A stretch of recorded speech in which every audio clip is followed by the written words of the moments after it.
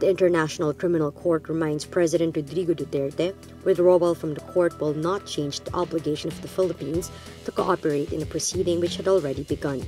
The ICC is referring to prosecutor Fatou Bensouda's preliminary examination into thousands of killings in Duterte's war on drugs. The ICC says Article 127 of the Rome Statute, which the Philippines is a party to, is clear.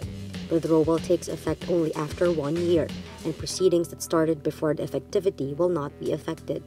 The ICC says it has not been informed of the withdrawal by the UN Secretary-General. The Office of the UN Secretary-General is the depositary of the Rome Statute.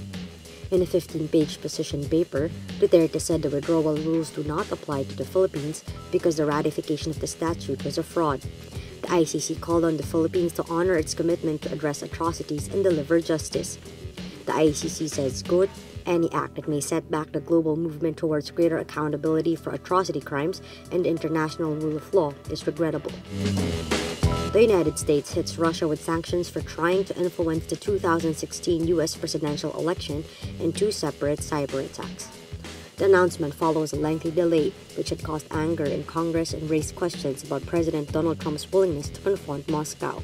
The measures target 5 entities and 19 individuals, including Russia's top spy service, FSB, the military intelligence agency, GRU, and 13 people recently indicted by Special Prosecutor Robert Mueller. Sanctions were also imposed against individuals behind the Petya cyber attack and an ongoing attempt to hack the U.S. energy grid. The move comes despite Trump's repeated denial that Russia tried to tilt the election in his favor, fearing it would call his victory over Hillary Clinton into question. Many of the main entities and individuals sanctioned, including spy agencies and alleged troll factory boss Yevgeny Prigozhin, already faced asset freezes and travel bans. Singer Rihanna on Thursday slammed Snapchat after an advertisement made light of her beating by fellow pop star Chris Brown, sending the company's share prices tumbling. Snapchat, which counts 187 million users, featured an advertisement for Would You Rather, a game app that asks sometimes provocative questions. The ad showed the 2 singers and asked Snapchat users whether they would rather slap Rihanna or punch Chris Brown. The company pulled the advertisement and apologized, but Rihanna took to rival platform Instagram to denounce Snapchat.